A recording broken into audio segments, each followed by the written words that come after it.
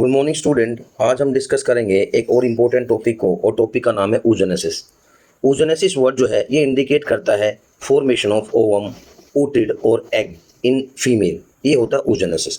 ये फेज बेटा 3 फेज में कंप्लीट होता है ये प्रोसेस। एक को कहते हैं मल्टीप्लिकेशन फेज, दूसरे को कहते हैं ग्रोथ फेज और तीसरे को कहते हैं मैचुरेशन फेज। लेकिन इंपॉर्टेंट बात जो है, जो आपको याद रखनी है, वो क्या है कि इसमें जो मल्टीप्लिकेशन फेज और ग्रोथ फेज है, ये दोनों ही फेज स्टार्ट होते हैं फीमेल चाइल्ड में, तब when the female child is basically in the mother womb. जब मदर वोम में होती है फीमेल चाइल्ड, तभी ये दोनों प्रोसेस जो है वो स्टार्ट हो जाते हैं। तो जब हम पहले मल्टीप्लिकेशन फेज की बात करेंगे, तो ये वो फेज है जो मदर में करीबन 6 मंथ तक चलता है। 6 मंथ तक जो है वो मदर वोम में फीमेल चाइल्ड में माइटोसिस होता है। और जब ये माइटोसिस होता है तो same concept is work over there, oogonia, वही 46 क्रोमोसोम 22 प्लस एक्स। ये जो उगोनिया है ये माइटोटिकली डिवाइड करते हैं, और 1 से 2, 2 से 2000 और 2000 से 2 लाख दोनों ओवरीज में मिलियंस में स्ट्रक्चर बनते हैं। माइटोसिस होता है इनमें। फिर एक टाइम आता है जब ये एंटर कर जाते हैं ग्रोथ फेज में, और जो ग्रोथ फेज में एंटर करते हैं उनको बेसिकली कहा जाता है प्राइमरी oocyte। मतलब ये जो स्ट्रक्चर होता है, जो उगोनिया है, ये अपने आप को मैच्योर करता है, और जब ये मैच्योर करता है तो दूसरे फेज में एंटर कर जाता है, जिसको हम बोलते हैं प्राइमरी oocyte। अब है दोनों 2n, या भी 2n है बेटा, ये भी 2n है। 2n का मतलब दोनों ही डिप्लॉयड है। लेकिन फ़र्क बस इतना है कि ये थोड़ा सा डेवलप हो जाता है नेक्स्ट फेज के लिए, इस वजह से एंटर कर जाता है ग्रोथ फेज में। ये प्रोसेस भी फीमेल वोम के अंदर, फीमेल चाइल्ड के अंदर होगा, जब फीमेल मदर वोम में है, अभी इसका बर्थ नहीं हुआ है।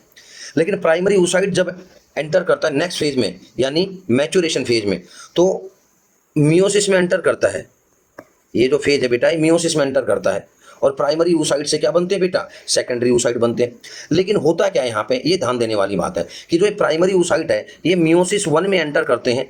लेकिन मियोसिस 1 में एंटर करके ये स्टार्ट तो हो जाते हैं, लेकिन ये अरेस्ट हो जाते हैं प्रोफेज 1 के डिप्लोटिन स्टेज में। मतलब मियोसिस 1 एंटर कर गया फीटल लाइफ में, प्राइमरी oocyte जो है वो फीटल लाइफ में बनते हैं और मियोसिस 1 में एंटर कर जाते हैं, लेकिन ये प्रोफेज 1 के डिप्लोटिन फेज पे जाके रुक जाता है। अरेस्ट का मतलब होता है ये प्रोसेस रुक जाता है। और जो ये गैप देख रहे हैं, इस गैप को बोलते हैं चाइल्डहुड। मतलब क्या है कि ध्यान देने वाली बात है यहाँ पे, चाइल्डहुड का मतलब क्या है कि जब ये प्रोसेस वहां पे रुक जाता है, फिर बच्ची का जन्म हो जाता है। यहाँ पे क्या हो गया, बर्थ, फिर ये बर्थ हो जाता है, ये चाइल्डहुड। बर्थ से और चाइल्डहुड तक ये प्रोसेस जो है, जो मियोसिस 1 स्टार्ट हो गया है ना बेटा, ये रुका रहेगा, प्रोफेज 1 के डिप्लोटिन स्टेज पे रुका रहेगा। और जैसे ही एज ऑफ प्यूबर्टी एंटर होगी, मतलब जैसे ही पहली बार फीमेल में बेटा, फीमेल चाइल्ड में जब पहली बार मेंस्ट्रुअल साइकिल स्टार्ट होगी, तो उसको बोलते हैं age of puberty in case of female child. तो जैसे ही एंटर होगा प्यूबर्टी में चाइल्ड, तो एंटर होते ही जो मियोसिस 1 है ना बेटा, ये कंप्लीट हो जाती है। मियोसिस 1 कंप्लीट हो जाती है, और कंप्लीट होने के बाद ये अनइक्वल साइटोकाइनेसिस, यानी सेम कंसेप्ट, 2 सेल बनेंगी। डिवीजन हो चाहे माइटोसिस, मियोसिस, एक सेल डिवाइड होकर 2 सेल बनाती है। लेकिन डिवीजन में एक इंपॉर्टेंट फैक्टर क्या है कि यहाँ पे आप देख रहे हैं, एक तो बनेगा बड़ा स्ट्रक्चर जिसको हम बोलते हैं सेकेंडरी oocyte, एक तो बढ़ेगा बड़ा स्ट्रक्चर जिसको हम क्या बोलते हैं बेटा, सेकेंडरी oocyte, और एक क्या बनेगा इसमें, छोटा स्ट्रक्चर बनेगा जिसको हम बोलते हैं पोलर बॉडी। और ये साइंटिस्ट जो है, ये आज तक इस पर रिसर्च कर रहे हैं कि ये जब काम ही नहीं आता, ये डीनेचर हो जाता है, ये कोई यूज ही नहीं है, तो बनता क्यों है। पर अभी तक इसकी कोई डिस्कवरी नहीं हुई है, कोई रिसर्च जो है कंप्लीट नहीं हुई है अभी तक। ये बात साइंटिस्ट रिसर्च कर रहे हैं। अब सेकेंडरी oocyte बन जाता है। फिर यहाँ पे ध्यान देने वाली बात है, फर्स्ट टाइम जब प्यूबर्टी में एंटर कर जाती है फीमेल, तो मियोसिस 1 जो फीटल लाइफ में स्टार्ट हो जाता है, वो चाइल्डहुड के बाद, प्यूबर्टी में एंटर करने के बाद, ये सेकेंडरी oocyte जो है ये बन जाता है, और मियोसिस 1 जो है बेटा वो कंप्लीट हो जाती है। लेकिन मियोसिस 1 कंप्लीट होती है तो ऑब्वियसली मियोसिस 1 का मतलब मियोसिस 1, और फिर सेकेंडरी oocyte जो है ये एंटर कर जाएंगे मियोसिस 2 में, क्योंकि मियोसिस 1 और मियोसिस 2 प्लस कर दें तो मतलब क्या आता है, मियोसिस आता है। अब मियोसिस 2 में एंटर कर गए, अब यहां से समझना अच्छे से बेटा सारी बातों को। अब जैसे मियोसिस 2 में एंटर कर गए सेकेंडरी oocyte, तो फिर मियोसिस 2 में एंटर करते ही ये प्रोसेस स्टार्ट तो हो जाएगा मियोसिस 2, लेकिन फिर अरेस्ट हो जाएगा मेटाफेज सेकंड में। मतलब स्टार्ट हो जाएगा, लेकिन ये मेटाफेज सेकंड में जाके फिर रुक जाएगा। अब ध्यान देने वाली बात है, फिर रुक जाएगा यहाँ पे। अब जब यहाँ पे रुक गया मियोसिस 2 जो है, यहाँ पे जाके रुक जाएगा, स्टार्ट तो हो जाएगा लेकिन मेटाफेज सेकंड में रुक जाएगा जाके। अब यहाँ पे मेटाफेज सेकंड में रुक गया, तो ये प्रोसेस जो है वो कंप्लीट करेगा स्पर्म।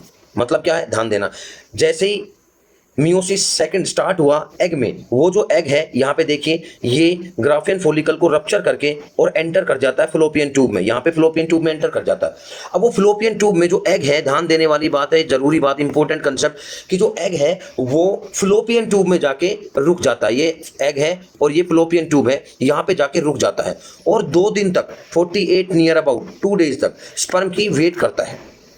तो अगर ध्यान देने वाली बात है यहाँ पे, अगर स्पर्म एग के साथ इंटरेक्ट कर गया, फ्यूज हो गया, फर्टिलाइजेशन में पार्टिसिपेट कर लिया, तो समझ लीजिए मियोसिस 2 जो एग में इनकम्प्लीट है वो कंप्लीट होगा। लेकिन ध्यान रहे कि अगर स्पर्म का इंटरेक्शन नहीं हुआ एग के साथ, तो मान के चलिए वो एग डीनेचर हो जाएगा, टूट जाएगा, मर जाएगा और मियोसिस सेकंड के मेटाफेज सेकंड में ही वो डिजनरेट हो जाएगा, इनकम्प्लीट स्टेज पे उसकी डेथ हो जाएगी। तो अब होगा क्या कि जब जैसे ही स्पर्म एंटर करेगा, जैसे स्पर्म एंटर करेगा वैसे ही स्पर्म जो है वो, आपको पता है नेक जो पार्ट है उसमें सेंट्रियोल्स कंटेन करता है और सेंट्रियोल जो है वो बेसिकली हेल्प करते हैं मियोसिस 2 साइकिल को कंप्लीट करने के लिए। तो जैसे ही स्पर्म एंटर करता है तो सेंट्रियोल्स होते हैं वो बेसिकली पार्टिसिपेट करते हैं और मियोसिस 2 जो मेटाफेज पे रुक गई थी वहीं पे मियोसिस 2 जो है वो कंप्लीट हो जाएगी। लेकिन कंप्लीट होकर फिर वही 2 स्ट्रक्चर बनेंगे, एक ओवम बनेगा और एक second polar body. Second polar body denature हो जाएगी और जो ओवम है, एग है, वो बेसिकली मियोसिस 2 को कंप्लीट करेगा और producing the ovum and secondary polar body. और फिर वो ओवम है वो जो बनेगा वो स्पर्म के न्यूक्लियस के साथ फ्यूज होगा बेटा, स्पर्म के न्यूक्लियस के साथ फ्यूज होगा और फिर वो मियोसिस 2 कंप्लीट करेगा और उसके बाद जाइगोट बनेगा, फिर एम्ब्रियो बनेगा और फिर उसके बाद क्या बनेगा